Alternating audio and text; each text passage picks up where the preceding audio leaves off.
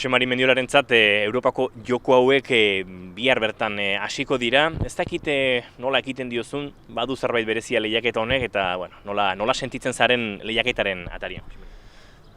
Ilusio askokin nire lehenengo Europako txapelketa da eta Europar jokoak eta ilusio askokin eta beti pentsatzen, momentu bakoitzean pentsatu eta burrukaz burruka, ez pentsatu ez hilarra, ez finala, ez errez, bakarrik gure lan egin eta listo. Pixuzo ondo iritsi zara, ez daukazu lan gehiegi zentzu horretan, eta sasoiez ere, lexorik gabe, arazorik gabe, horrek beti laguntzen du. Gero lehiak irabazi egin behar dira, baino inongo arazorik gabe heltze horrek pentsatzen dut lasaitasun puntu bat ematen dizula, ez? Bai. Osea, nio gaur kilo bat jitsuko dut, oso gutxi da, pixka bat korrika egin eta ondo emango du pisua. Eta esan duzuna, ez lesiorik, ez herri. Orduan, bakarrik pentsatu behar dut, ondo prestatu burrukaz burruka, eta disfrutatu eta dena eman. Ez presiorik, ez errez. Europar joko hauek badute zerbait berezia, badute olimpiar joko txiki batzuen kolore hori antolakuntza aldetik, irekiera ekitaldian ere egontzinaten, horrek ere ilusio berezi bat ere ematen dio lehiari, ez? Ilusio asko. Beste kirolekin egon, eta argazkiak bota, eta ilusio askorekin bai, eta aprobetxatu behar dugu, eta pentsatu behar dugu urte batean, hor egotea Tokion. Dena emango dugu. Venga, zorterik onena. Mil esker.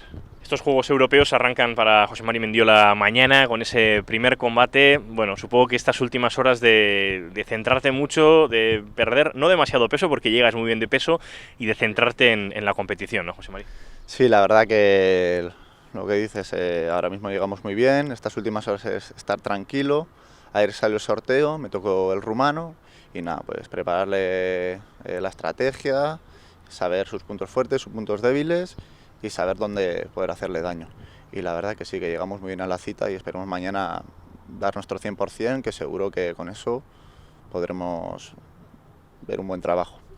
Ir avanzando rondas y que cada combate pues vaya proponiendo un nuevo objetivo, no pensar demasiado en hasta dónde se puede llegar, sino en que cada combate sea el próximo objetivo, ¿no? Sí, así es. En judo es que en cualquier momento te puedes ir a casa, son 4 minutos de combate y los errores se pagan muy caros, sobre todo en un campeonato de Europa. Entonces, estar centrado en cada parón que haya, en todo momento, todos segundos, ir combate a combate y seguro que así iremos y avanzamos rondas seguro. En vuestro caso, este Campeonato de Europa aporta unos puntos muy interesantes de cara a esos rankings, pero también entroncados dentro de los Juegos Europeos existe, ¿no?, un color especial dentro de esta competición, un color que se acerca un poquito a los Juegos Olímpicos en cuanto a infraestructura, otros deportes, estuvisteis en la ceremonia inaugural, todo tiene un lazo especial, ¿no? Sí, la verdad que sí. Ayer al estar en la ceremonia estuvimos con otros deportes y eso te da un subidón y ayer pensé, yo tengo que estar en un año en esa cita.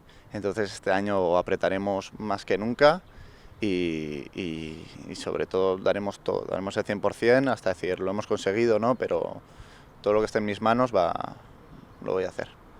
Bueno, mucha suerte en este Campeonato de Europa, en estos Juegos Europeos y también en ese camino hacia Tokio. Muchas gracias.